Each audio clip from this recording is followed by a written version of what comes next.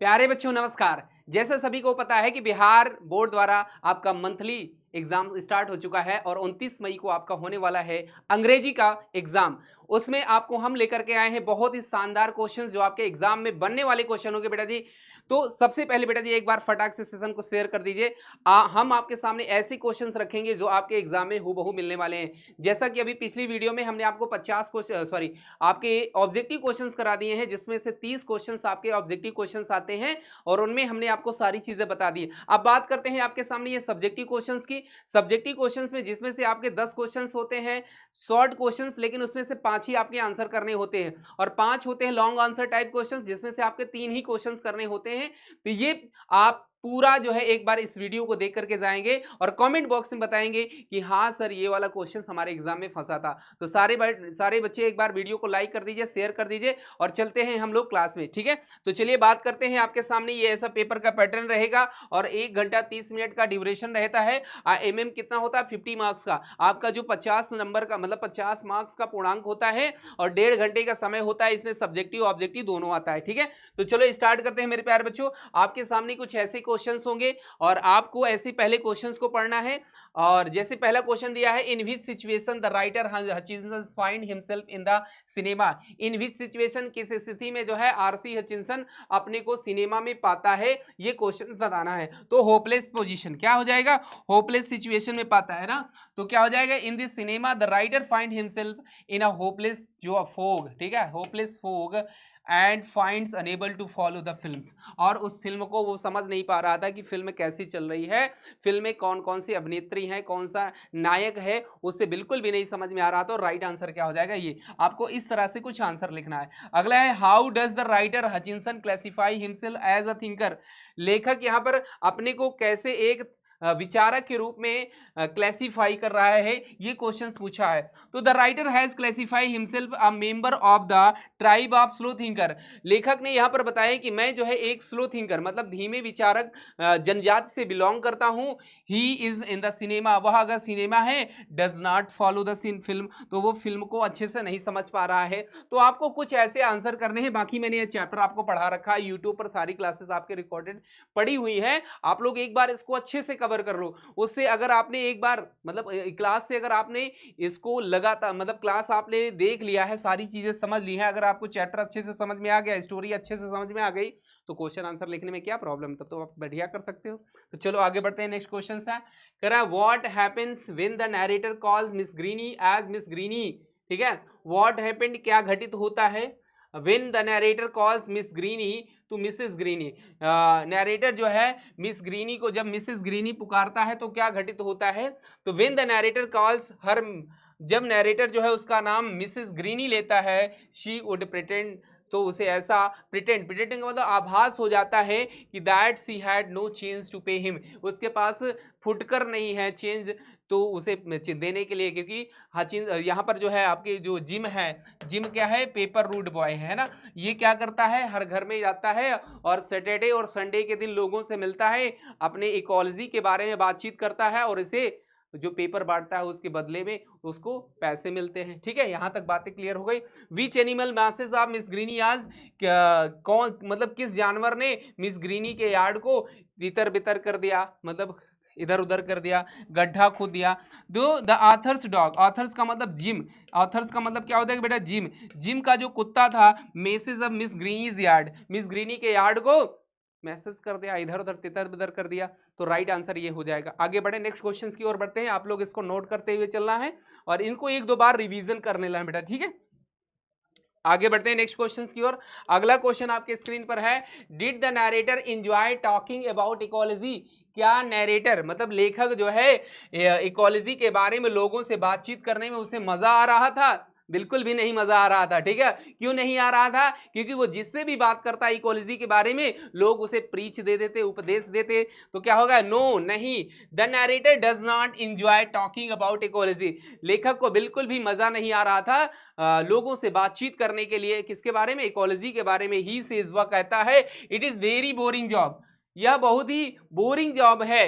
And feels nobody listen to him, और कोई भी उसकी बात सुनने के लिए तैयार नहीं है। तो लेखक को ये बिल्कुल भी अच्छा नहीं लग रहा, फिर भी अपनी इकोलॉजी के इकोलॉजी को सेव करने के लिए, इकोलॉजी के बारे में लोगों को जागरूक करने के लिए वह अपना काम कर रहा है। ठीक है, तो राइट आंसर बेटा जी इस तरह से आपका ऐसे लिखना है। और मैं आपको बता दूं बेटा जी 10 क्वेश्चंस रहते हैं इसमें, कितने 10 क्वेश्चन रहते हैं, लेकिन 10 क्वेश्चंस में से आपको 10 नहीं करने हैं, केवल 5 ही क्वेश्चंस के आंसर करने हैं, केवल 5 क्वेश्चंस के आंसर करने होंगे आपको, 10 नहीं करना है। ठीक है, बहुत बढ़िया, आगे बढ़े नेक्स्ट क्वेश्चंस की ओर बढ़ते हैं। लेकिन मैं यहां पर आपको 10 क्वेश्चंस करा दूंगा जिससे कि आपके सारे डाउट्स क्लियर हो जाएंगे। ठीक है, बहुत बढ़िया। चलो, what does the transformation of the can not proper noun amplify?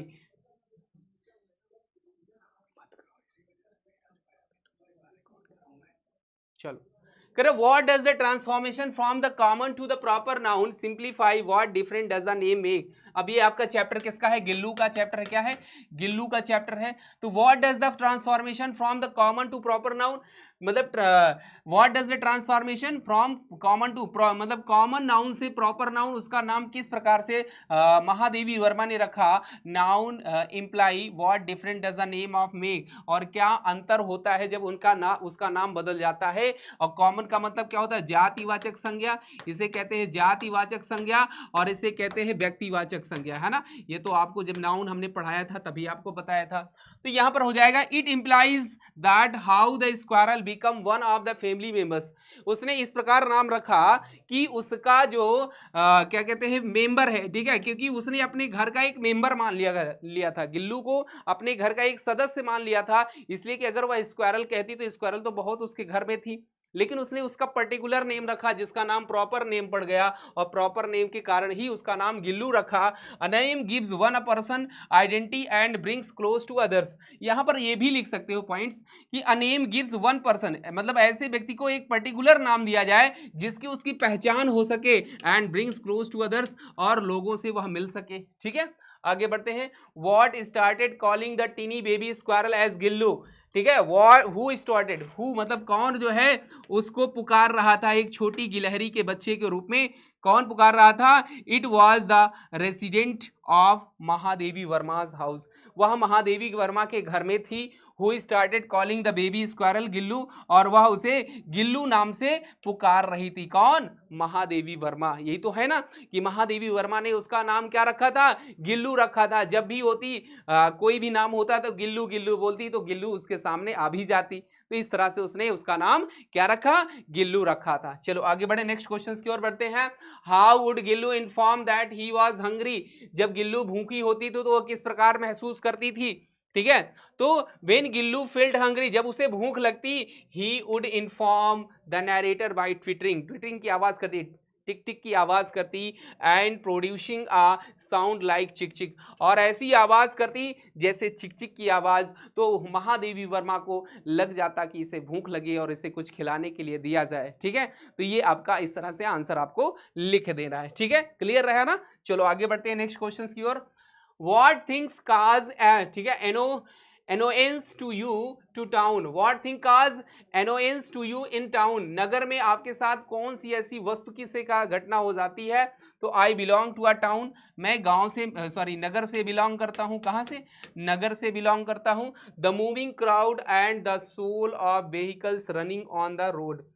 The moving crowd मतलब आपने देखा होगा कि शहरों में या नगरों में क्या होती है? भीड़ बहुत होती है, लोग आ जा रहे होते हैं। And sound of the vehicle, और जो संसाधन उनकी आवाज भी जोर जोर चिल्ला रही होती, मतलब चिल्ला आवाज निकलती है, जैसे कोई ट्रक गया, कोई बस गया, कोई कार गया, है ना, ऐसे ऑन द रोड, रोड पर। कॉज अ लॉट ऑफ ठीक है एनोयंस टू मी, और ये मुझे बहुत ज्यादा परेशान कर देती है। ओके, आगे बढ़े, नेक्स्ट क्वेश्चंस की ओर बढ़ते हैं। What is the source of light in village in the evening? शाम के समय में गांव में जो मतलब प्रकाश का स्रोत है, सोर्स का मतलब स्रोत है, वो क्या है? तो बिल्कुल सही बात है, गांव में क्या होता है? चंद्रमा दिखाई देता है, चंद्रमा से ही हमको प्रकाश मिलता है। जैसे शहरों में तो लाइट लगी होती है, हर जगह स्ट्रीट लाइट लगी होती है, लेकिन गांव में जो प्रकाश मिलता है वो नेचुरल रूप में मिलता है, और नेचुरल रूप कौन है? मून है, चंद्रमा। The source of light in the village, ठीक है। गांव में जो मतलब प्रकाश का जो स्रोत है वो क्या है, इवनिंग इज द मून, क्या है, चंद्रमा का प्रकाश है। क्या है बेटा जी, चंद्रमा का प्रकाश है। चंद्रमा का प्रकाश हमें दिखाई देता है। इस तरह से आपको आंसर लिख देने, ठीक है। तो ये 10 क्वेश्चन है बेटा जी। ऐसे ही आपके हु बहू एग्जाम में क्वेश्चन आने वाले हैं। बस इस वीडियो को कम से कम तुम 2 बार देख करके जाना, सारे क्वेश्चन यहीं से आपके मिलने वाले हैं। आगे बढ़ते हैं, यहां पर आपके लॉन्ग आंसर टाइप क्वेश्चन है। Long answer type question, long answer type question, okay. Long answer type questions ये है। अब इसमें क्वेश्चंस लॉन्ग में क्या आता है, जैसे on summer vacation you have visited your village, the was the mango orchard there, write a paragraph on the mango trees that the found in your village. आपको क्या लिखना है, एक पैराग्राफ लिखना है। क्या लिखना है, एक पैराग्राफ लिखना है।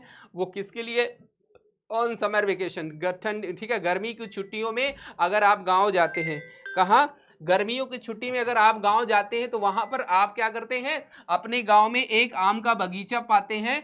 राइट पैराग्राफ, एक पैराग्राफ लिखना है मैंगो ट्रीज के बारे में, that the found in your village, जो आपके गांव में पाई जाती हैं, ठीक है। यहां तक आपको, इसमें से आपको क्या लिखना है बेटा जी, इसमें से आपको लिखना है क्या, आंसर लिखना है। तो the mango orchard in my village provides a very beautiful look, ठीक है। आम का जो बगीचा है मेरे गांव में बहुत ही सुंदर दिखाई देता है। It attracts the passers by, जो भी लोग, पासर्स का मतलब होता है जो भी राहगीर लोग आते जाते हैं, while they walk through the orchard, जबकि वे उस ऑर्चर्ड से होकर के, मतलब उस बगीचे के रास्ते से होकर के आते जाते हैं, ठीक है।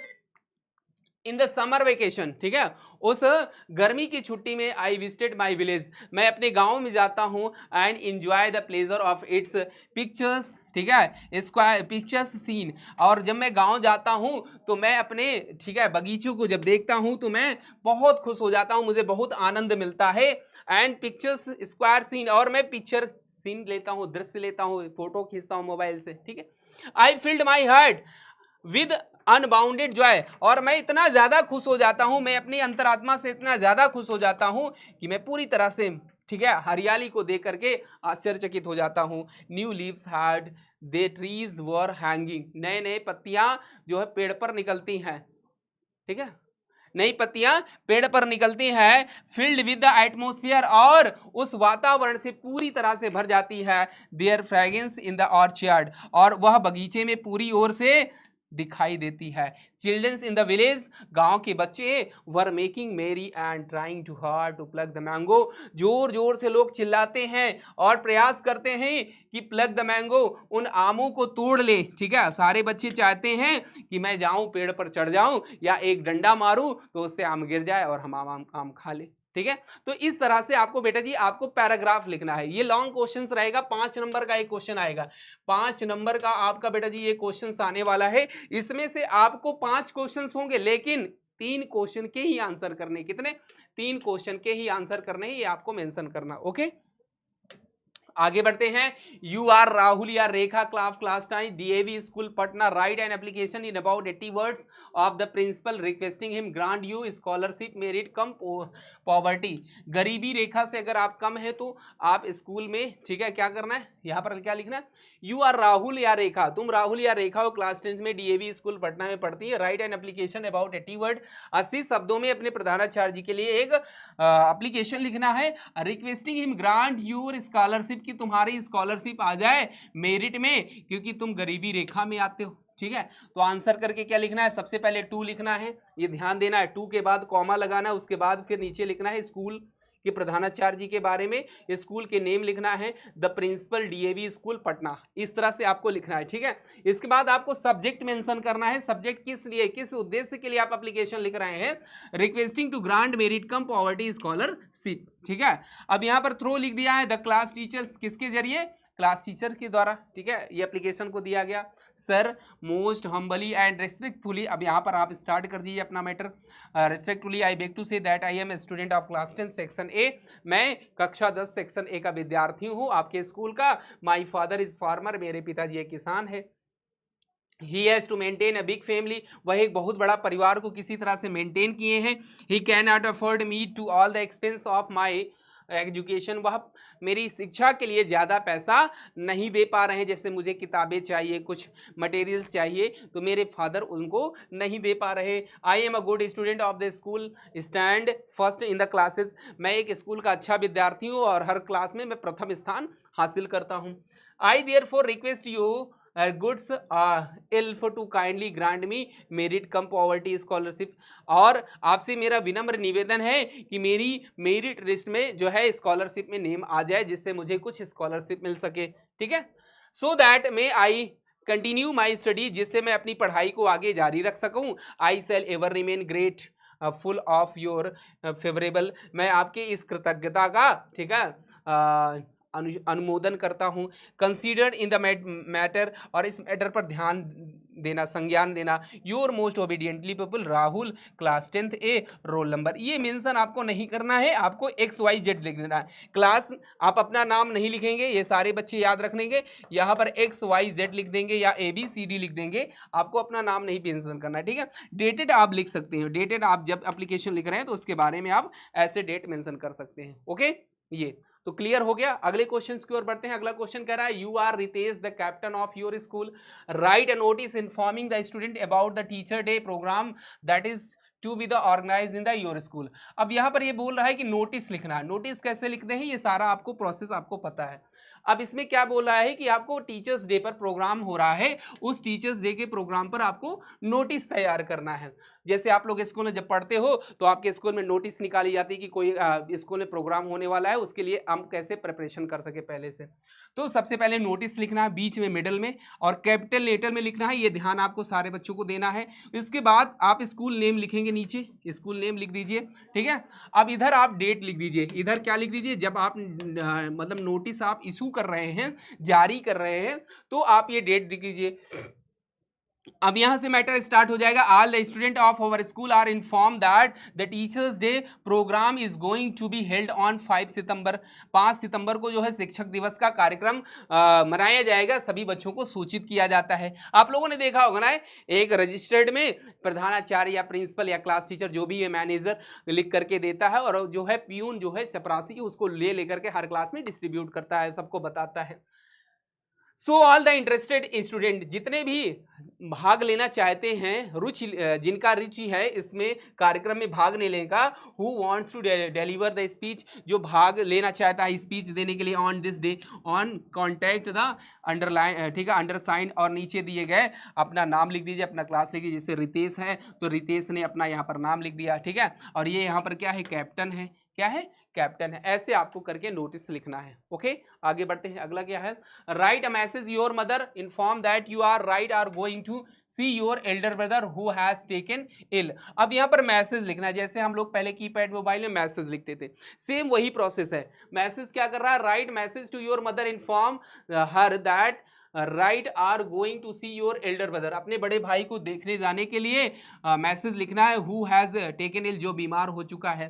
तो हम लोग जैसे कहीं बाहर होते हैं तो पता चल जाता है, तो हम माँ को मैसेज कर देते हैं कि हम इस समय नहीं आ पाएंगे, हम थोड़ा कहीं बाहर जा रहे हैं। तो इस तरह से आपको लिखना है। तो मैसेज कैपिटल में लिखना है, इसके बाद डेट डाल देना है, डेट और डे, ठीक है, ये आपको मेंशन करना है। फिर इसके बाद mother, my elder brother who is living गोरी, ठीक है, गोरिया टोली हैज़ फॉलन, ये कोई एड्रेस है, मान लीजिए कोई नेम है, एड्रेस है जहां पर रह रहा है। हैज़ फॉलन सीरियसली, अचानक वह बीमार हो गया। क्या हो गया, अचानक वह बीमार हो गया। I have been inform of the news shortly, मैं उसे जल्द ही न्यूज देने का प्रयास किया, ठीक है। When you were not in the house, जब वह घर पर नहीं था। ही नीड्स मी अर्जेंटली, उसे मुझे अचानक जरूरत पड़ी। सो आई एम गोइंग टू सी, इसलिए मैं उसे देखने के लिए जा रहा हूं। प्रेजेंट, अभी। I will inform you the further condition later, और मैं जैसे ही वहां पहुंचता हूं तो आगे की स्थिति मैं बताऊंगा कि कैसा है भाई, ठीक है कि नहीं ठीक है। थैंकिंग यू, धन्यवाद, और शांतनु, ये उसका नाम हो गया जिसने मैसेज भेजा। इस तरह से हम क्या करते हैं, मैसेज भेजते हैं, ठीक है। ये लिख सकते हैं। तो देखो 3 क्वेश्चन इसमें करने हैं, ओके। 5 क्वेश्चंस आएंगे, लेकिन पांचों नहीं करना, टाइम वेस्ट नहीं करना, लेकिन मैं पांचों को आंसर आपको बता दूंगा, लेकिन 3 ही आंसर करने, ये मेंशन करना है बेटा सारी, ठीक बच्चों को।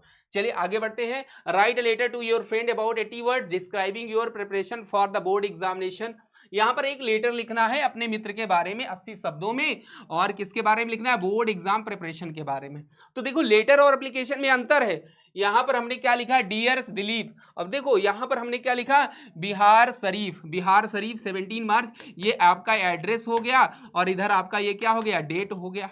ओके ये। अब dear Dilip, your letter is just had, अभी मतलब आपका ही लेटर मेरे हाथ में आया। I am also pulling as well my health and studies, ठीक है, I am also pulling on well with my health and studies, मैं बिल्कुल पूरी तरह से स्वस्थ हूँ और अपनी पढ़ाई में लगा हुआ हूँ। My board exam is just in hand, मेरा एग्जाम अभी होने वाला है, मतलब जल्द ही होने वाला है। I am preparing board for, मैं परीक्षा के लिए पूरी तैयारी कर रहा हूँ। It is very near completion, ठीक है, बहुत ही नज़दीक पेपर हो आने वाला है।